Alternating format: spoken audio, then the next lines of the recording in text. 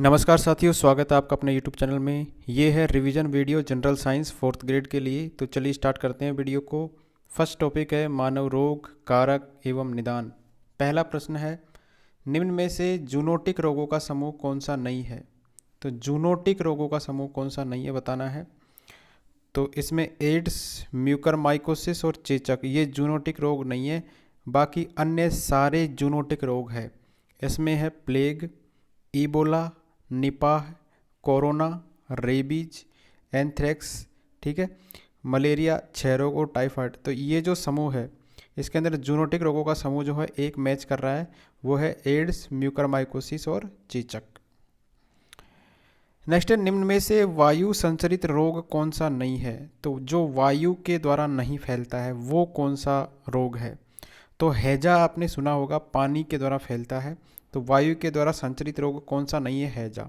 इसके अलावा निमोनिया भी फैलता है वायु के द्वारा, डिफ्थीरिया और काली खांसी, ये तीनों जो है ये वायु के द्वारा संचरित रोग है। हैजा पानी के द्वारा संचरित होता है।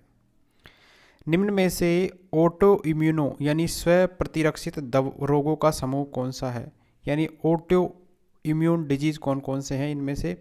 तो ऑटो इम्यून है रूमेटाइड, आर्थराइटिस, सिलिएक रोग और मधुमेह यानी डायबिटीज। ये सारे जो है ऑटो इम्यून रोग है। इसके अलावा जो ऑप्शन में है वो ऑटो इम्यून रोग नहीं है। अगला है, कवक जनित रोगों का समूह बताना है कौन सा है। तो कवक जनित रोगों का समूह है, एक तो है धोबी इच, इसके बाद में गंजापन, रिंगवॉर्म और एथलीट फुट। ये सारे कवक जनित रोग है, ध्यान रखिए। धोबी इच, गंजापन, रिंगवॉर्म और एथलीट फुट ये किसके उदाहरण है, ये है कवक जनित रोगों के उदाहरण। निम्न में से असुमेलित युग्म बताना है कौन सा है। तो मलेरिया जो है लीवर को प्रभावित करता है, रिंगवॉर्म स्किन को प्रभावित करता है, टाइफाइड छोटी आंत को प्रभावित करता है, लेकिन जॉन्डिस जो है ये फेफड़ों को प्रभावित नहीं करता है। तो इसलिए ये असुमेलित युग्म है, ठीक है। नेक्स्ट है, पहाड़ी क्षेत्र में गोइटर यानी गलगंड रोग सामान्यतः किस श्रेणी के अंतर्गत आता है। तो जो पहाड़ी क्षेत्र के अंदर हो जाता है गलगंड रोग, कौन सी श्रेणी के अंतर्गत आता है। तो ये है एंडेमिक श्रेणी के अंतर्गत आता है। आरटीपीसीआर जांच किस रोग से संबंधित है। तो कोरोना की जांच के लिए हम करते हैं आरटीपीसीआर टेस्ट। निम्न में से कौन सा असुमेलित बताना है। तो सुमेलित देख लीजिए कौन कौन से है। चेचक की खोज की थी एडवर्ड जेनर ने, हैजे की खोज की थी रॉबर्ट कोच ने, रेबीज की खोज जो है ये विलियम फ्रैंकलिन ने नहीं की है, तो ये असुमेलित है। पोलियो की खोज की है साक और सेबिन ने। तो रेबीज के जो है विलियम फ्रैंकलिन नहीं है, तो ये आंसर हमारा सही हो जाएगा। नेक्स्ट है, फाइलेरिया के संदर्भ में असंगत युग्म कथन बताना है। तो फाइलेरिया के संदर्भ में असंगत कथन कौन सा है। तो इसमें रोगजनक जो होता है वो होता है वुचेरिया बेनफ्रोटाई और वुचेरिया मेलाई। तो ये सत्य है, इसका फाइलेरिया के संदर्भ में रोगजनक है ये। फिर वाहक हो जाएगा, मादा फ्यूलेक्स मच्छर के कारण फाइलेरिया रोग होता है। पाद की लसिका वाहिकाओं में धीरे धीरे बढ़ने वाला दीर्घकालिक शोध हो जाता है इसके अंदर। तो ये तीनों जो है तथ्य फाइलेरिया से संबंधित है। चौथा इसके अंदर गलत है, शीतोष्ण कटिबंधीय रोग नहीं है ये। अगला है, फिलोडेल्फिया 22 जो है आनुवंशिक रोग है। किसका आनुवंशिक रोग है ये, फिलोडेल्फिया 22। तो ये 22वें गुणसूत्र का टूटा खंड 90 के साथ अगर जुड़ जाता है तो इसको हम कहते हैं फिलोडेल्फिया 22। तो ठीक है, तो 22 आ गया और 22 किसके साथ जुड़ जाएगा, 22 जुड़ जाएगा 9 के साथ। तो ये जो है फिलोडेल्फिया आनुवंशिक रोग हो जाएगा। अगला है, निम्न में से असुमेलित युग्म बताना है कौन सा है। तो मिनीमाटा रोग जो है लेड के कारण नहीं होता है। तो मिनीमाटा रोग किसके कारण होता है, मरकरी के कारण, ठीक है। तो मरकरी के कारण होता है, तो इसलिए ये गलत है। इसके अलावा इटाइटाई रोग होता है कैडमियम के कारण, विल्सन रोग होता है कॉपर के कारण, ब्लू बेबी सिंड्रोम होता है नाइट्रेट के कारण। तो महत्वपूर्ण है, ये याद कर लीजिए सारे के सारे। इटाइटाई रोग कैडमियम के कारण होता है, विल्सन रोग जो है कॉपर की अधिकता के कारण होता है, ब्लू बेबी सिंड्रोम होता है नाइट्रेट की अधिकता के कारण। निम्न में से असुमिलित युग्म बताना है कौन सा है। तो रेटिनोल तो है रतौंधी, ठीक है, विटामिन। तो रेटिनोल जो है विटामिन है, ये विटामिन ए जिसको हम कहते हैं, इसकी कमी से रतौंधी रोग हो जाता है, सही है। कैल्सीफेरोल की कमी से रिकेट्स हो जाता है। थाइमिन की कमी से जो है थायरोक्सिन होता है, ये गलत हो जाएगा। एस्कॉर्बिक एसिड की कमी से स्कर्वी रोग हो जाता है, तो ये सही है। तो ऑप्शन नंबर सी हमारा आंसर हो जाएगा। नेक्स्ट है क्वासियोरकोर के संबंध में असंगत तथ्य बताना है। क्वासियोरकोर के संबंध में तो असंगत बताना है। तो माँ के दूध के स्थान पर अल्प प्रोटीन और उच्च ऊर्जा कैलोरी वाला आहार देना चाहिए, ठीक है, क्वासियोरकोर रोग के अंदर। यानी क्वासियोरकोर रोग किस कारण हो जाता है? प्रोटीन की कमी के कारण, प्रोटीन और कैलोरीज यानी एनर्जी की कमी के कारण जो है क्वासियोरकोर रोग हो जाता है। और इसको हमको दूर करना है तो माँ का दूध उसके स्थान पर अल्प प्रोटीन और उच्च ऊर्जा कैलोरी वाला भोजन देना पड़ेगा। इस रोग को रेड बॉय के नाम से भी जाना जाता है, तो ये भी सही है हमारा क्वासियोरकोर। ये गलत है, 2 वर्ष से कम वर्ष के बच्चों में प्रोटीन की कमी से होने वाला रोग नहीं है ये, ठीक है। लीवर में वसा की मात्रा अधिक हो जाने के कारण इसे क्या कहते हैं? फैटी लीवर भी हम कह देते हैं। तो क्वासियोरकोर को क्या कह देते हैं? Fatty liver. असुमेलित युग्म को हमको पहचानना है, क्या है? तो इसके अंदर एमीबिया, एमीबिया का रोगजनक है एंट अमीबा हिस्टोलिका। निद्रा रोग का जो है रोगजनक वो कौन सा है? ट्रिपेनोसोमा गैम्बियसिस। मलेरिया का जो रोगजनक है वो है प्लाज्मोडियम। लेकिन ये काला ज्वार जो है इसका रोगजनक जो है जियार्डानिया जिंजीवेलस नहीं है ये, तो ये गलत हो जाएगा। अगला प्रश्न है, गलत कथन को चुनना है। क्लाइनफिल्टर सिंड्रोम 44+XO। डाउन सिंड्रोम जो है 13वें गुणसूत्र की trisomy. Turner syndrome 44+XSY। Patau syndrome 18वें गुणसूत्र की ट्राइसोमी। तो गलत कथन को चुनना है, तो ये सारे हमारे गलत है, 1 2 3 4, ठीक है। पोलियो में जो है कौन सा टीका दिया जाता है ये भी याद रखिए। तो पोलियो के अंदर दिया जाता है बाईवेलेंट टीका। कौन सा? बाईवेलेंट टीका। निम्नलिखित विकारों पर विचार करिए। अल्जाइमर है, पार्किंसंस है, सिकल सेल एनीमिया है। उपरोक्त में से कौन सी बीमारियों का इलाज जीन थेरेपी से संभव है? तो कौन सी बीमारी है जिनका इलाज जीन थेरेपी से पॉसिबल है? तो ये सारी है, ठीक है, सारी जो ऊपर दी गई है, अल्जाइमर हुआ, पार्किंसन हुआ और सिकल सेल एनीमिया, इन बीमारियों का इलाज हम किसके द्वारा कर सकते हैं? जीन थेरेपी के द्वारा। निम्न में से जीवाणु जनित रोग के उदाहरण को चुनिए। जीवाणु जनित जो रोग है कौन सा है इसके अंदर से? तो इसके अंदर जो है कुष्ठ रोग हो गया, टीबी हो गया, क्षय रोग, डिप्थेरिया और टिटनिस, ये सारे जो है जीवाणु जनित रोग है, ये ध्यान रखिए। तो ऑप्शन नंबर डी सही हो जाएगा। निम्न में से कौन सा मानसिक रोग है यानी मस्तिष्क से संबंधित है? तो ये है सीजोफ्रेनिया। एमएमआर टीका होता है, एमएमआर का फुल फॉर्म बताना है। मीजल्स, मम्स और रूबेला के लिए होता है ये, ठीक है, एमएमआर का टीका। कौन सी बीमारी प्रोटोजोआ से नहीं होती है? तो खसरा की बीमारी है जो प्रोटोजोआ से नहीं होती है। निम्न में से असुमेलित का चयन करना है। तो एडीज मच्छर से पीला बुखार आ जाता है, क्यूलेक्स मच्छर से फाइलेरिया हो जाता है। लेकिन ये जो तीसरा ऑप्शन है ये गलत है। सीसी मक्खी से काला जार नहीं होता है। घरेलू मक्खी से पेचिस हो जाता है। तो ये तीनों ऑप्शन सही है, ये याद कर लीजिए। एडीज मच्छर से होता है पीला बुखार, क्यूलेक्स मच्छर से होता है फाइलेरिया, घरेलू मक्खी से होता है पेचिस। सुमेलित करना है नेक्स्ट प्रश्न में। क्यूलेक्स मच्छर से कौन सा होता है?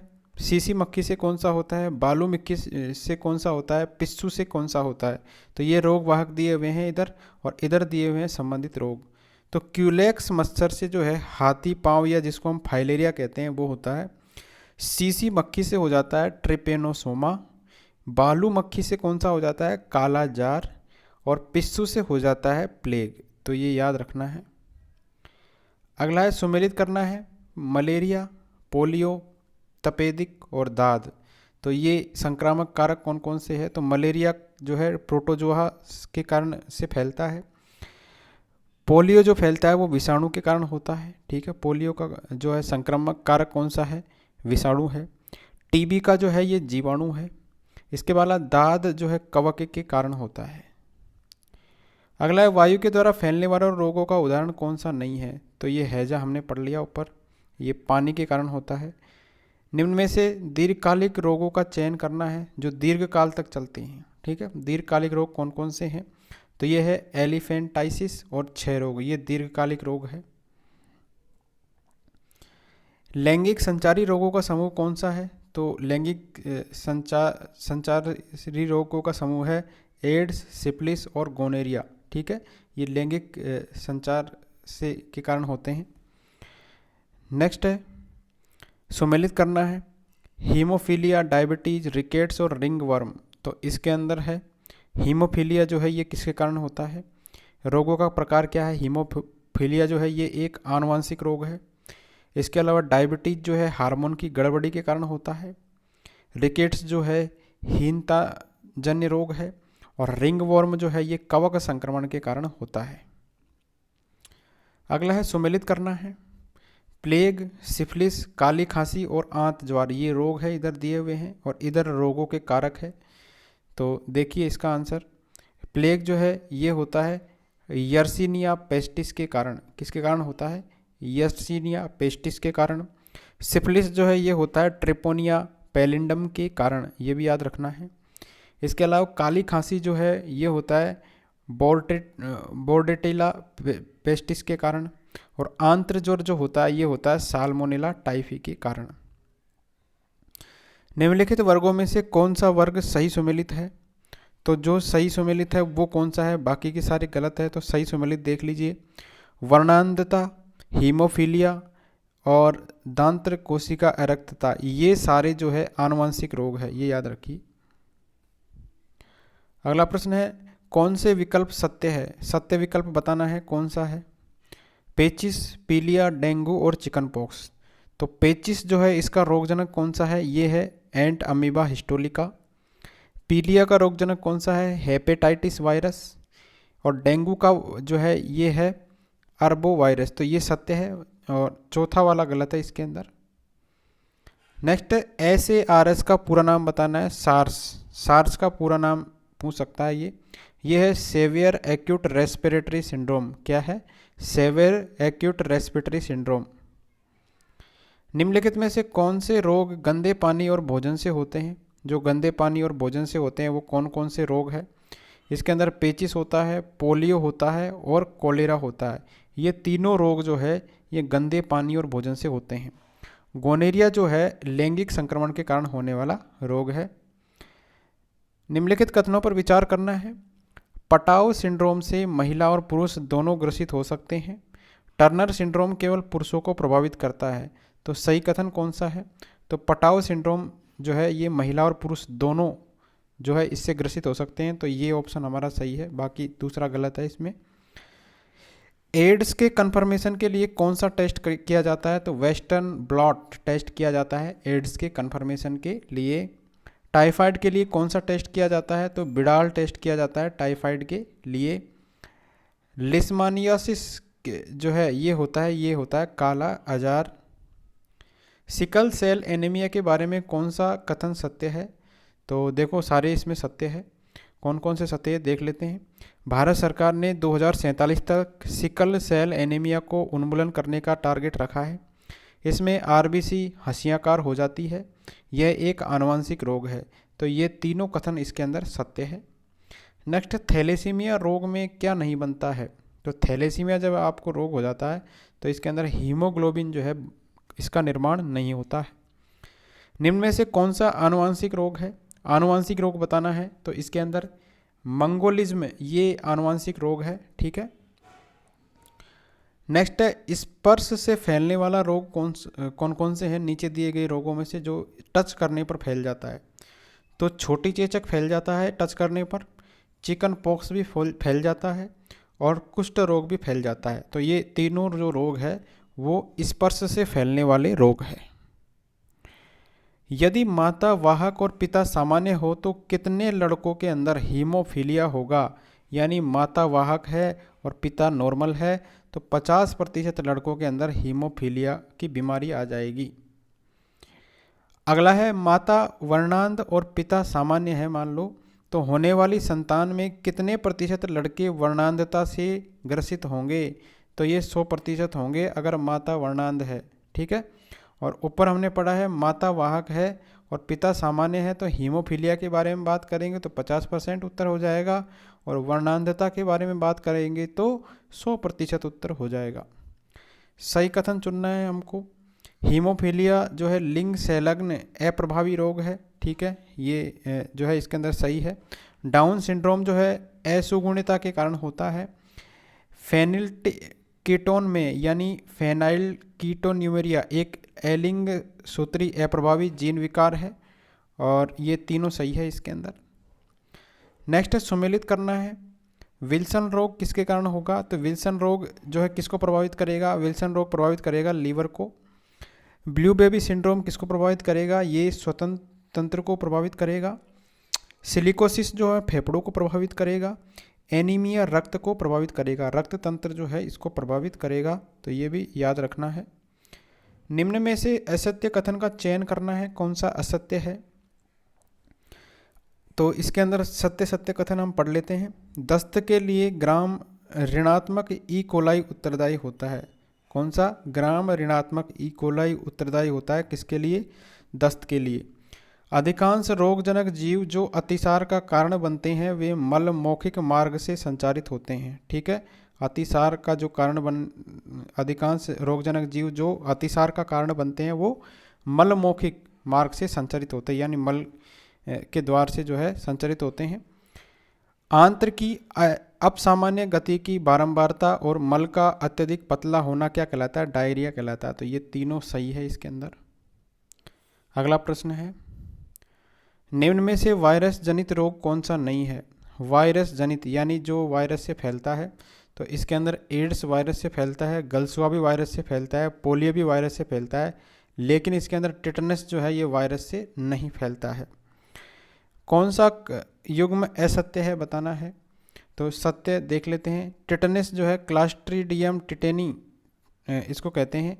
प्लेग जो है यर्सेनिशिया पास्चुरेला पिटेसिस। इन्फ्लुएंजा इसको इन्फ्लुएंजा वायरस के कारण होता है, और ये चौथा इसके अंदर गलत है। अगला है जापानी इंसेफेलाइटिस के संबंध में असंगत तथ्य बताना है। तो जो गलत है किसके बारे में? जापानी इंसेफेलाइटिस के संबंध में, वो कौन सा है? तो यह एक जूनोटिक रोग है। ठीक है, इसका ये होना चाहिए, जूनोटिक रोग नहीं है, गलत है। जूनोटिक रोग है ये जापानी इंसेफेलाइटिस। यह एक वायरस जनित प्राणघातक संक्रामक बीमारी है। किसके कारण होता है? ये वायरस के कारण होता है। मनुष्य में इंसेफेलाइटिस क्यूलेक्स मच्छर के वाहक से संचारित होता है, और इसका संबंध मस्तिष्क ज्वर से है। तो ये सारे ऑप्शन सही है। तो इसके अंदर क्या है? मस्तिष्क के अंदर बुखार आ जाता है जापानी इंसेफेलाइटिस के कारण। किसके कारण होता है? वायरस के कारण होता है। क्यूलेक्स मच्छर के वाहक से स्थानांतरित होता है। मलेरिया के संबंध में असंगत तथ्य कौन सा है? तो सही कथन हम पढ़ लेते हैं। यह प्लाज्मोडियम परजीवी से होने वाला प्रोटोजोआ जनित रोग है। तो मलेरिया किसके कारण होता है? प्रोटोजोआ के कारण होता है, प्लाज्मोडियम मच्छर के द्वारा। मलेरिया की दवा कुनैन सिनकोना वृक्ष की छाल से प्राप्त होती है, ये भी हमारा सही है। गैम्बूसिया मछली मादा एनाफ्लीज मच्छर के लार्वा को खा जाती है। तो ये जो मछली है ये किसको खा जाती है? मादा एनाफ्लीज मच्छर के लार्वा को खा जाती है। ये हमारा चौथा इसके अंदर ऑप्शन गलत है। नेक्स्ट सुमेलित युग्म बताना है, कौन सा नहीं है। तो सुमेलित युग्म कौन सा नहीं है? तो सुमेलित युग्म जो सही है वो पायरिया रोग जो है दांतों से संबंधित है। पित्त ज्वर संबंधित है विषाणु से। कीमोथेरेपी संबंधित है कैंसर से, लेकिन इसके अंदर चौथा ऑप्शन गलत हो जाएगा। अगला है भोजन व दूषित जल वाहित रोग कौन से हैं? तो जो भोजन एवं दूषित जल से वाहित होते हैं वो कौन कौन से रोग है? तो इसके अंदर हैजा है, इसके बाद में टाइफाइड है, इसके बाद में है पेचिस। तो ये तीनों रोग जो है दूषित जल वाहित रोग है। अगला है निम्नलिखित में से कौन सा युग्म सुमेलित बताना है। कौन सा युग्म है इसके अंदर जो सुमेलित है? तो ये सारे गलत है। सुमेलित जो है एंट अमीबा हिस्टोलिटिका प्रोटोजोआ के कारण होता है। अगला है दुर्दम यानी मैलिग्नेंट मलेरिया होता है। किसके कारण होता है? ये दुर्दम जिसको अपन मैलिग्नेंट मलेरिया कहते हैं, ये होता है प्लाज्मोडियम फैल्सीपेरम के कारण। किसके कारण होता है? प्लाज्मोडियम फैल्सीपेरम के कारण। अगला है एलिंग क्रोमोसोम लग्न अप्रभावी लक्षण नहीं है, तो हीमोफीलिया नहीं है इसके अंदर। अगला है सुमेलित करना है क्षय रोग, टाइफाइड, कुकर खांसी और छोटी माता। तो इधर दिए हुए हैं किस किस के कारण होते हैं। तो क्षय रोग जो है ये होता है माइकोबैक्टीरियम ट्यूबरकुलोसिस के कारण। टाइफाइड होता है साल्मोनेला के कारण। कुकर खांसी होती है हमारी बार्डेटेडा पर्टुसिस के कारण। और छोटी माता जो होती है ये होती है बेरिसोला जोस्टर के कारण। तो ये याद रखने हैं सारे। सुमेलित करना है मलेरिया है मलेरिया हिस्टोलाइटिका एमीबिएसिस, इसके बाद में क्षय रोग। तो मलेरिया हिस्टोलाइटिका जो है ये प्लाज्मोडियम जो है इसके कारण है, ठीक है। इसके बाद में एमीबिएसिस ये है एंट अमीबा के कारण। देख लीजिए नाम से स्पष्ट है एमीबिएसिस, और यहाँ आ रहा है अमीबा। इसमें आ रहा है मलेरिया हिस्टोलाइटिका, तो ये है प्लाज्मोडियम मच्छर के कारण होता है, हमने पढ़ा है ये मलेरिया रोग। क्षय रोग जो है ये है माइकोबैक्टीरियम ट्यूबरकुलोसिस, ये तो याद ही रख लीजिए। टीबी है तो टीबी आ रही है इसके अंदर, ट्यूबरकुलोसिस। और हैजा जो है हैजा होता है विब्रियो कोलोरी के कारण। अगला है गलत जोड़ी का चयन करना है। HIV DNA वायरस के कारण नहीं होता है, ठीक है। तो DNA वायरस नहीं है ये। अब बाकी सही देखिए कौन कौन से हैं। डेंगू बुखार जो है थ्रोम्बोसाइटोपिनिया के कारण होता है। वर्णांधता लिंग संलग्न रोग है। पिनियल काय जो है अक्रियाशील तीसरा नेत्र है। अगला है फाइलेरिया के बारे में सत्य कथन का चयन करना है। तो इसके अंदर तीनों कथन सही है, देख लीजिए फाइलेरिया के बारे में। तो स्लीपद या फीलपांव सूत्रकृमि यानी राउंड वर्म के कारण ये होता है। फाइलेरिया जो है वुचेरिया ब्रैंकोफ्टाई तथा वुचेरिया मेलाई के द्वारा पैदा किया जाता है। एलिफेंटियासिस रोग क्यूलेक्स मच्छर से होता है। तो ये तीनों इसके अंदर ऑप्शन सही है। अगला है पार्किंसन रोग किससे संबंधित है? तो तंत्रिका तंत्र से संबंधित है। निम्न में से कौन सा सबसे सही युग्म है? तो मलेरिया क्लोरोक्विन इसकी दवा है, ठीक है। तो ये इसका सही ऑप्शन है। गलसुआ जिसको अपन मम्प्स बोलते हैं, एक वायरस जनित वायरल रोग है जो सूजन पैदा करता है। तो ये किसके अंदर सूजन पैदा करता है गलसुआ? तो ये पैरोटिड लार ग्रंथि के अंदर जो है सूजन पैदा कर देता है। अगला है निम्न में से प्रतिजैविक यानी एंटीबायोटिक दवाई के उदाहरण कौन कौन से हैं? तो इसके अंदर देखिए ये चारों एंटीबायोटिक दवाइयाँ हैं। पेनिसिलिन हो गई, एम्पिसिलिन हो गई, क्लोरोमाइटिसिन हो गई, स्ट्रेप्टोमाइसिन हो गई। तो ये सारी जो है ये क्या है? एंटीबायोटिक दवाइयाँ हैं।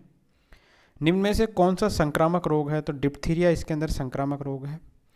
टर्नर सिंड्रोम से संबंधित असंगत कथन बताना है। तो जो संगत है वो हम देखते हैं। मनुष्य में 44+X0 गुणसूत्र पाए जाते हैं टर्नर सिंड्रोम के अंदर। इसमें जन्नांग प्राय अविकसित होते हैं और इस विकार का कारण एक X क्रोमोसोम का अभाव होता है, यानी X क्रोमोसोम के अभाव के कारण टर्नर सिंड्रोम आ जाता है। निम्नलिखित रोगों में से एक जो पानी के प्रदूषण की वजह से नहीं है, ठीक है। ऐसा कौन सा रोग है जो पानी के प्रदूषण की वजह से नहीं है? तो हैजा होता है, टाइफाइड होता है, पीलिया, ये सब पानी के कारण होते हैं, लेकिन हेपेटाइटिस बी नहीं होता है। अगला है सुमेलित करना है। त्रिगुणसूत्रता 13, ट्राइसोमी 13 है, ट्राइसोमी 18 है, ट्राइसोमी 21 है। तो इनको किस किस के नाम से जाना जाता है? तो महत्वपूर्ण है ये क्वेश्चन कन्फ्यूजिंग है तो आ जाता है ये। ट्राइसोमी 13 जो होता है ये इसको बोलते हैं पटाउ सिंड्रोम। इसके बाद में ट्राइसोमी 18 को हम बोलते हैं एडवर्ड सिंड्रोम, और ट्राइसोमी 21 को हम बोलते हैं डाउन सिंड्रोम, ठीक है। तो याद रख लीजिए ये ट्राइसोमी 21 को हम बोल देंगे डाउन सिंड्रोम, ट्राइसोमी 13 को हम बोलते हैं पटाउ सिंड्रोम, और ट्राइसोमी 18 को हम बोल देंगे एडवर्ड सिंड्रोम। तो 18 से याद कर लीजिए 8 और एडवर्ड, ठीक है।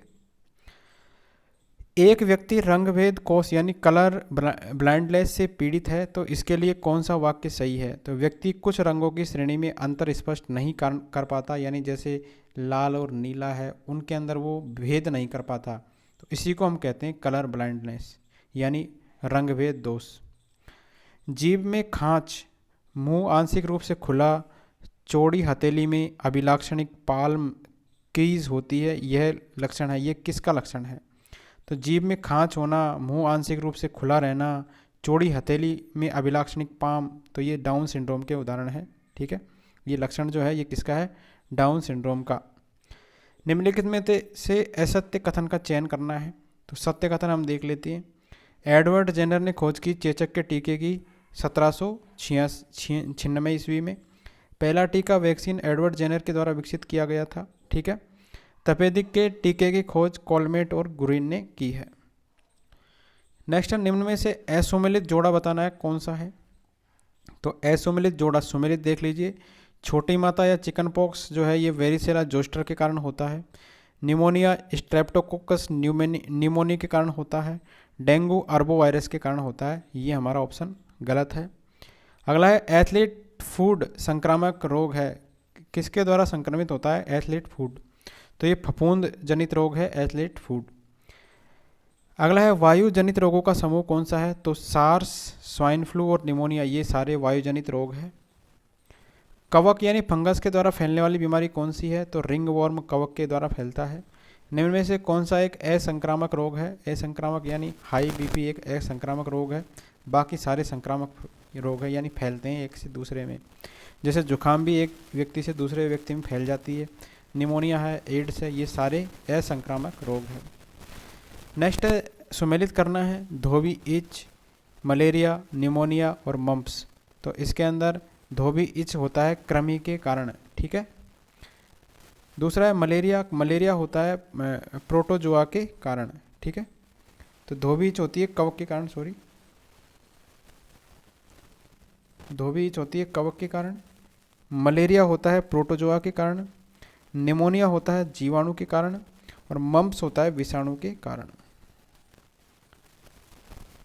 नेक्स्ट है बच्चों को ट्रिपल एंटीजन यानी डीपीटी किस रोग को रोकने के लिए दी जाती है? तो डीपीटी का ही फुल फॉर्म ही याद रख लीजिए आप, डिप्थेरिया, कुकर खांसी और टिटनेस। ठीक है,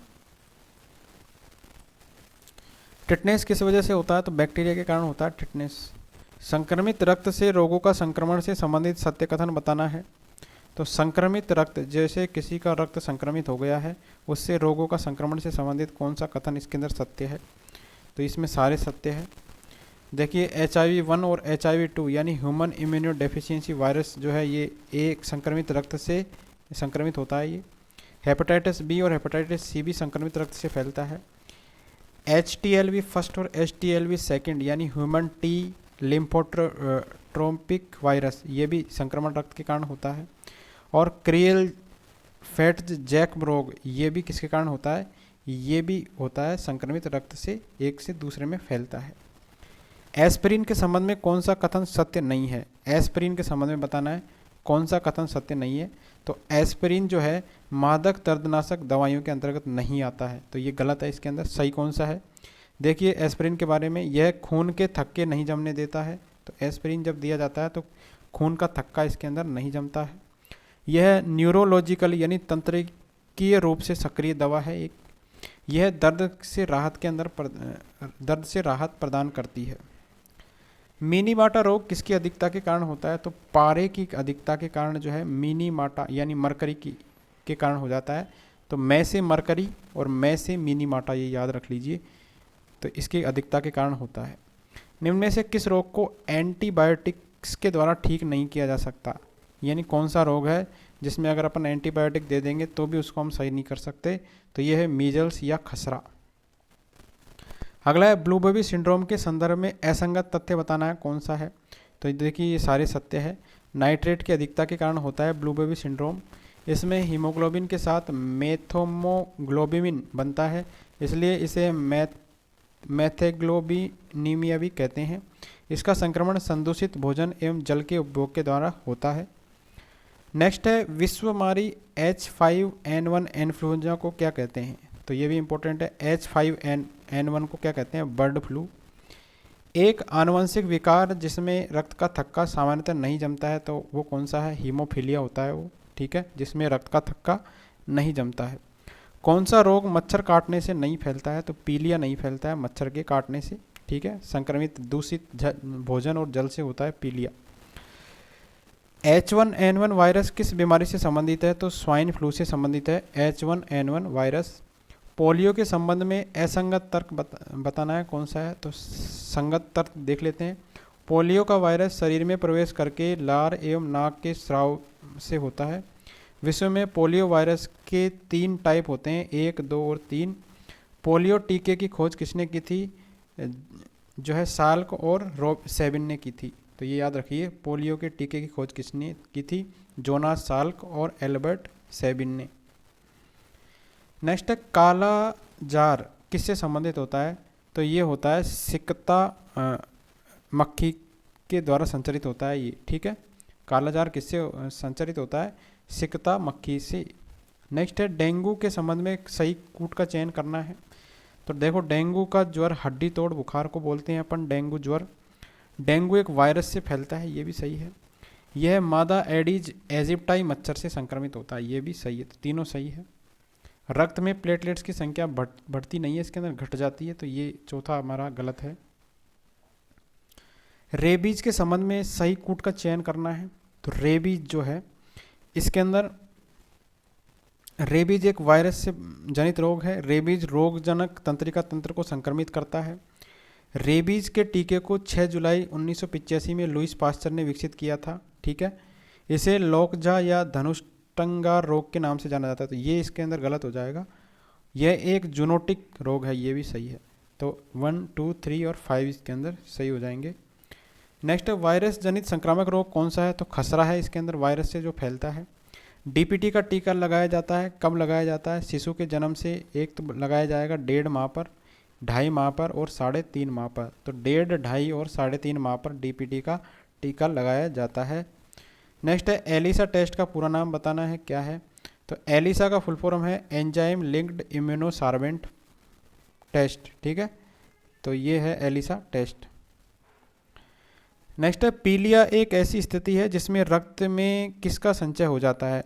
तो पीलिया के अंदर बिलीरुबिन का जो है रक्त के अंदर संचय हो जाता है।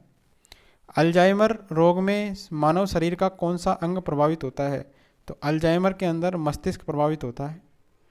निम्न में से किस रोग का वाहक मच्छर नहीं है? तो मच्छर जो है चिकनगुनिया भी मच्छर से फैलता है, डेंगू है, फीलपाव है, ये सारे मच्छर से फैलते हैं, लेकिन टाइफाइड जो है दूषित पानी से फैलता है, ठीक है। टीबी जो है ये, सॉरी टाइफाइड है जो ये तपेदिक रोग जिसको अपन बोलते हैं टाइफाइड रोग, ये मच्छर से नहीं फैलता है। निम्न में से आनुवंशिक रोगों का समूह कौन सा है? तो आनुवंशिक रोग है वर्णांधता, पटाव सिंड्रोम, हीमोफीलिया और डाउन सिंड्रोम, ये सारे आनुवंशिक रोग है, यानी एक पीढ़ी से दूसरे पीढ़ी में जाते हैं ये।